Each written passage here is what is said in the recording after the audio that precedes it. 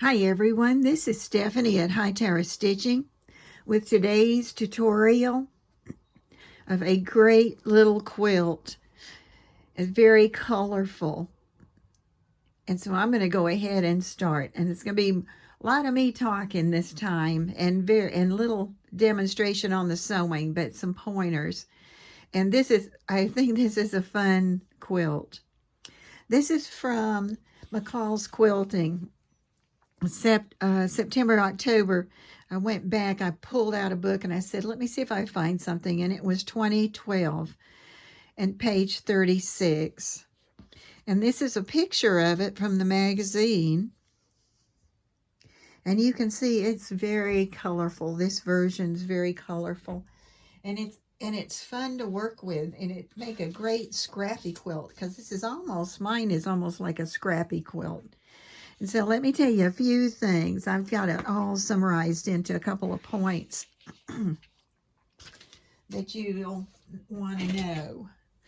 First of all, the skill that's in here, the main new skill, is partial seams. And there's one partial seam per block, and I'll show you that in just a minute.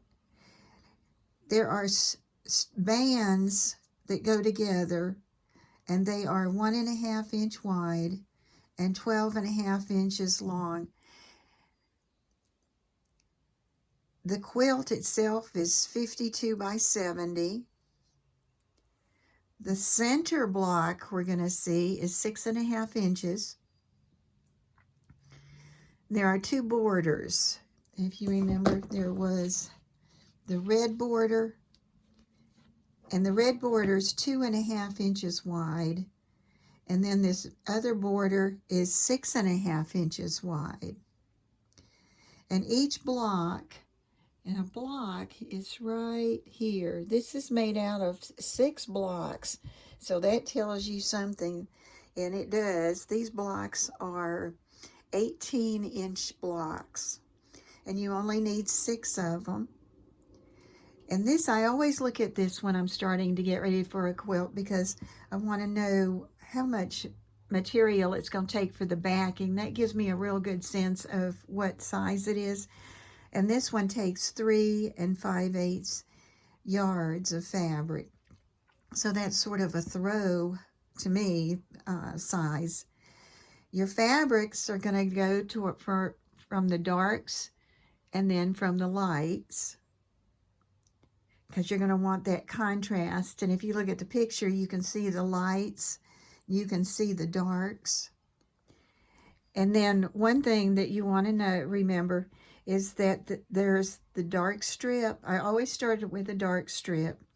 That's because the dark strip is the one that's going to be facing to attach to the center block.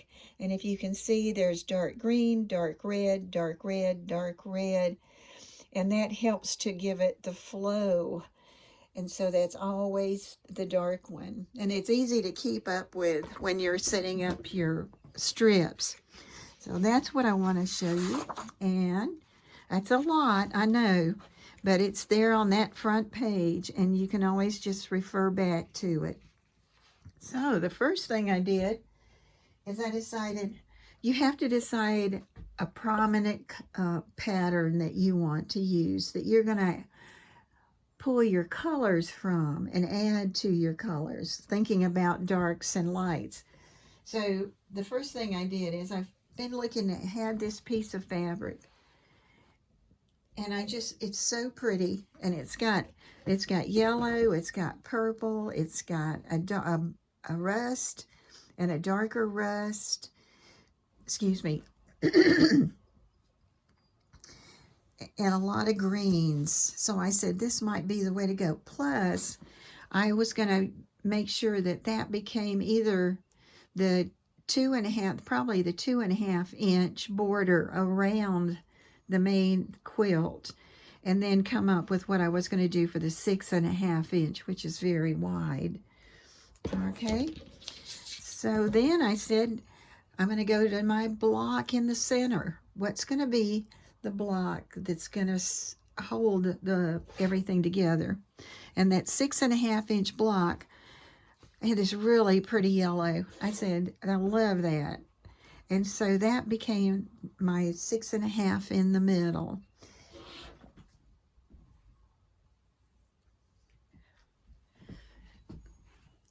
And here's one of the blocks. Now, somebody asked me a question, my sister-in-law, she said, well, are all the blocks the same? And they're not. They're the same that they have the same middle. They're the same that they have a dominant color that you put anywhere you want to. And usually I'd put 2 or 3 in the 18.5-inch block to hold the pattern together. And then there again, and I put the dark towards the block, the dark, and the dark. All right, and then as you look while we're here, you can see that, let's go to this top one. This was a dark, and then I went to a light, went to a dark, light, dark, light. And I will show you how I set those up to get ready to sew them. But it's going to take 4 of those 12.5-inch sections to build your block. So it takes a little while. And there's some things that you can do. One of them is, if you have a fabric that you like you're going to use, and you have width of your fabric, you know, you're either 42 or 36. If you have your, because you've got to get your 12.5 length out of it, and you could set it up and then do the long panels and then cut it down to the 12.5. But I was going to use some of my scrappy fabric off of my shelf. So that gave me a lot of variety. So I just said, I'm going to work with the 12.5-inch pieces, but I cut them as 13, because that, you'll see in a minute when I got ready to cut them down, it was nice to have that extra space. But you can see a variety of colors in here. All right, so that's one block, and I have 5 more. And the only thing that they have in common is they have the lights and the darks. They have the dominant color that I wanted, and they have the yellow in the center. So when I started, I said I took my color. You remember one of these boards I have, and it's nice and long. And I set up, the left hand was going to be my darks, and everything on the right hand side was going to be my lights. And I cut up depending on what length the fabric was. So if I had it long, like my main color, then I would take and I would cut several of them out of that, cut a long strip and then subcut it. A lot of them were pulled from fat quarters, and I would just cut what I could get out of the fat quarter. And I didn't cut up all of them at once. I sort of started, and then I had my material sitting out on the side. And when I saw that I was running out of one of the colors, like say the tan here, then I'd pull the tan out and make a couple more and add it to it.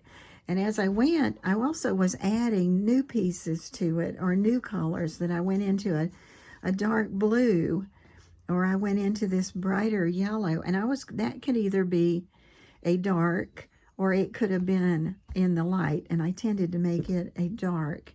So I have that as my starting place. Those are 1.5 inches wide.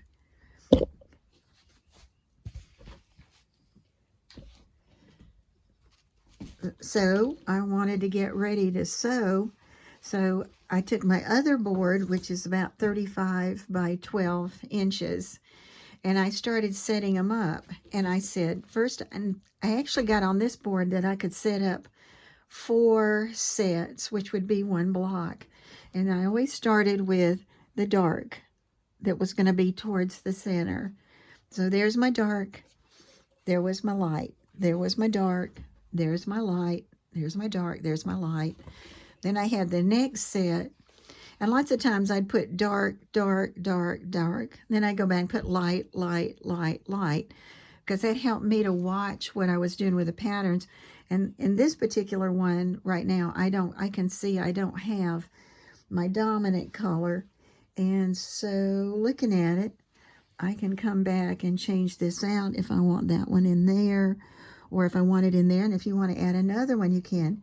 And your dominant color couldn't be as your starting colors if you want it to be. All right. Let's see. Okay. See, this is why this is sort of more of a talkie, because you can cut a 1.5 inch strip. And then what I did was I went to the sewing machine and I just started and did one set at a time. And at first when I started, I actually just took that one and the second one. And one end, I always had the straight edge together. That's going to make your job easier. And then I take and sew 1/4 of an inch all the way down. And then I'd open it up. And I'd go to the next color and add it on.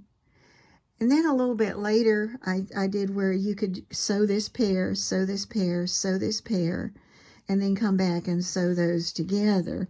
It's just the way you like to do it. I played with the idea of when I had my 4 parts on there of coming up a way to machine chain stitch. And I thought, this is not worth the trouble. There's only 6 blocks and 4 sections for each. So that's how I got this set up. And it made it fun because I wasn't doing just one strip at a time. I was doing 4 of which would make 1 block.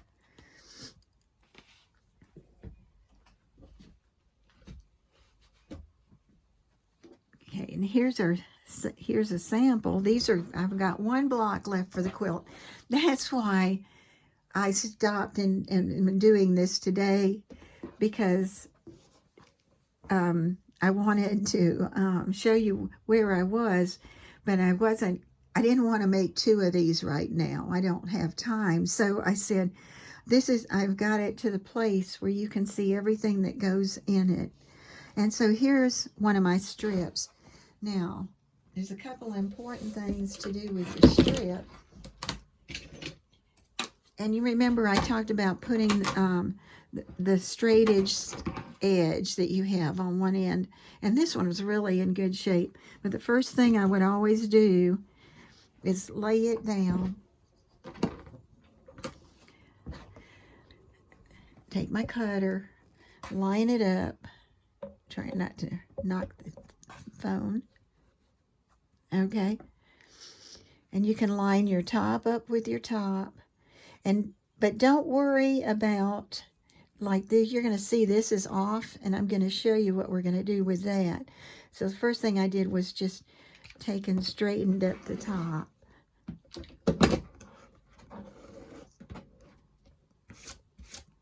All right. And then I turned it, and I laid my ruler on there. And this is a neat part of it to get it to come out right. And if you look at this one, you can see that I have extra sticking out over here, and there's also extra sticking over here on the bottom. It's almost like they're the opposites. So this is a 6.5 inch ruler, 6.5 inches. So once I get that on there, and I sort of like it, and it looks lined up good, or lined up with one of these inch marks on here that match up with your inch marks, then you can decide which way you... Now, if it looks like you're going to cut too much off one side, I just ease it over a little bit and then come and cut both sides off. And that really is going to make it nice when you start putting your block together. All right, and then now, you know, I'm ready to find out about my 12.5 inches. I got so much stuff up here. Okay, here we go. And see, this was 13.5 because that's just the way they were. They all weren't that way, but it was at least 13, so I could work with it. So I'm going to slide it down to my 12.5. I'm going to line up my sides. All right, now I'm ready to trim off. And after doing the 3 things, starting with one end, checking your sides, and then cutting it to 12.5, you got this really nice block. And so I'd have another one that I'd do the same thing. I'd trim it up on one end that was the smoothest, the most the same. Then I'd turn it, use my 6.5-inch ruler, and look at that one. Now that's what surprises you, because at first I was trying to be so careful about the 1/4 inch, and then I started turning it, and I could see what happened. But see, this one I didn't trim at all, and it's absolutely perfect on there. So I'm just ready to go ahead and trim the end.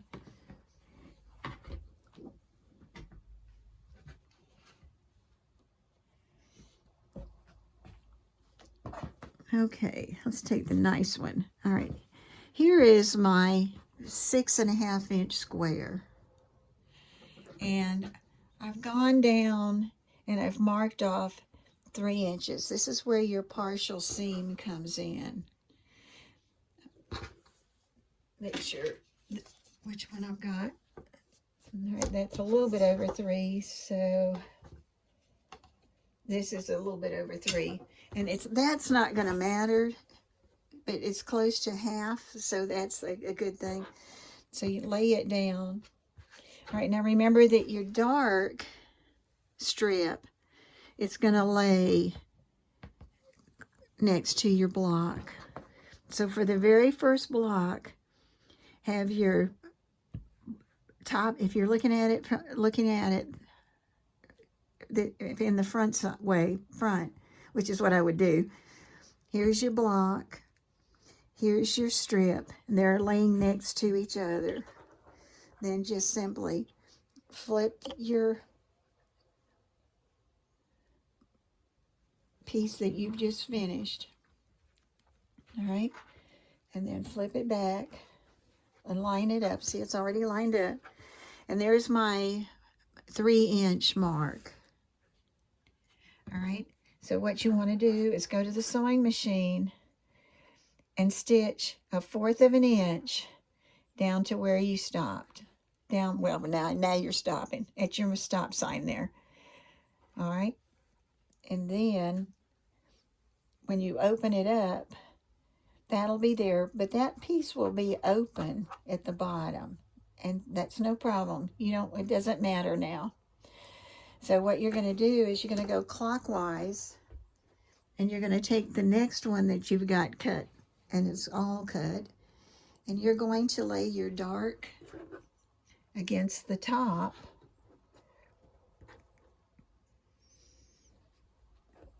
and once you know you've got that, you're going to take it and you're going to fold it down, sew it on 1/4 inch all the way across,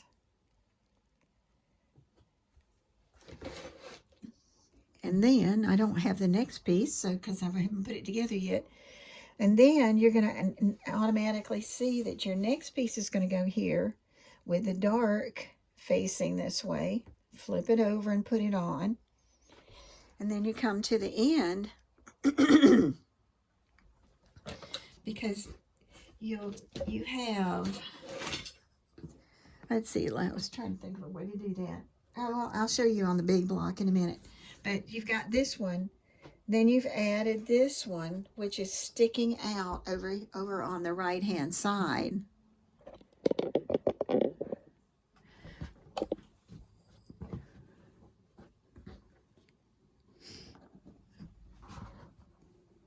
Okay.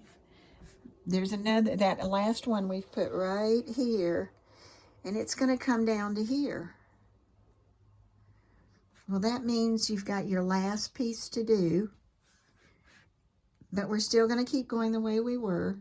we're going to put the dark towards here and sew it all the way across from that one through that third block that you did, that first big patch. All right, and so now you only have one thing left to do, and this has got to do with that partial seam that we did. You've got the piece added on down here, and we'll flip him down there to be that piece. And he's sewed on, he's trimmed up, and he's sewn on there. Well, you're going to find that all you're going to do is fold your pieces over face to face, and you're going to see where that mark was, and you're going to do that last seam, and that's that partial seam. It was only part of that one part. All right, so let's look at let's look at the regular block. Get these out of the way. All right, so I've got my center. Here's my block, and I've marked it for 3 inch right there. Here's my dart strip. I had sewn those two together with only that top part right there. And then I'm going clockwise, so I came up and I sewed on this one up here. Nothing special, just sew it across. Then I came and I did the third block, and I patch, and I just sewed that on all the way down. And that left my last patch, excuse me, and I laid it down with the dark. I flipped that up and I sewed it on. And then you'd see that from your mark here going down, that's not sewn yet. So you would take and flip this back,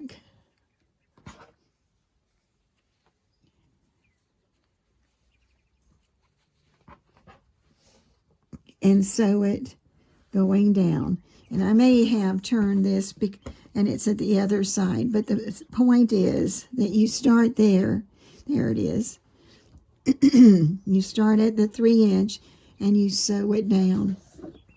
Now, one thing that I didn't say before when I was setting up my strips, my bands, is that I like to open up my seams, and they suggested taking and pressing in towards the dark strips. But there again, I came back to, even if I was hand stitching, I'd like to have the seams open. And then when I'm doing the free motion quilting on the sewing machine, I don't like coming to big bumps. So I tend to open up my seams. And they just lay so nicely, but that's your preference. So now what I'm going to do is I've got one more block to make. And once I get that block made,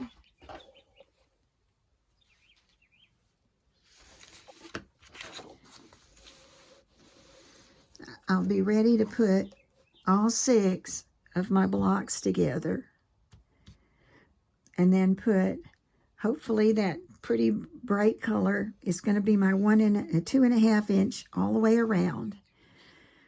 And then I'm going to have to figure out what I want to do to close it off on the outside, whether I want it to be the full 6.5 inches, or what kind of, and my kind of fabric that I want to do on the back. And then that'll be it. That's why it's straight seams. It's starting and stopping at only on one piece when you start to make that partial seam, then adding the strips, going around, and then you'd have a block finished. This is fun, I'll tell you. And I was at this point so I could share with you how far I was, and then how well it was going. I wouldn't mind doing this again and doing a really scrappy quilt, because I think it'd be really cute. Or if you set it up for a boy or a girl, or that they like somebody that like dogs or cats, whatever that you could do. But this is Stephanie at Hightower Stitching. This finished quilt will show up as an add-on, and then I always go back and also add it on to the video that it came from once it's published. I hope you enjoyed this, and I hope you'll try it because it's got a lot of options for having some fun. And if you will subscribe, that'll be great. I hope you enjoyed this.